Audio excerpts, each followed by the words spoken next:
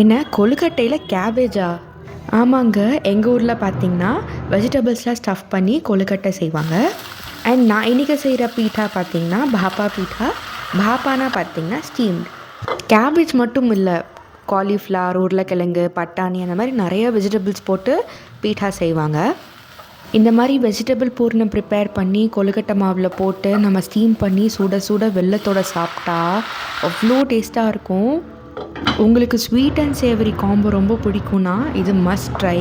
Cabbage beta தான் டின்னருக்கு செய்யலான்னு பிளானில் இருந்துச்சு. அதுக்கப்புறம் சரி நம்ம கோக்னட்டும் அந்த ஃபில்லிங்கும் ப்ரிப்பேர் பண்ணலான்னு சொல்லி அதுவும் ப்ரிப்பேர் பண்ணி வச்சுட்டேன். அதுக்கப்புறம் என்ன 2 ஃபில்லிங்குமே ரெடி. இப்போ பார்த்திங்கன்னா கொழுக்கட்டைக்கு மாவு மிக்ஸ் பண்ணி அதை நல்லா பெனஞ்சு அதில் ஃபில்லிங் நம்ம ஆட் பண்ணாலும் ரெடி. எங்கள் அம்மா கொழுக்கட்டை செய்கிறதுல ப்ரோ. ஆக்சுவலி எல்லாமே ஈவன் சைஸாக அழகாக ஷேப்பில் இருக்கும். ஆனால் என்னோடது சின்னது பெருசு அப்படின்னு இருக்கும். பட் ஆனால் அழகாக செஞ்சாச்சு. அண்ட் இப்போ ஸ்டீம் பண்ணி சுட சுட நல்லா சர்வ் பண்ணிக்கலாம். டின்னர் ஃபுல்லி சார்ட்டட், செம்ம டேஸ்ட்டாக இருந்துச்சு.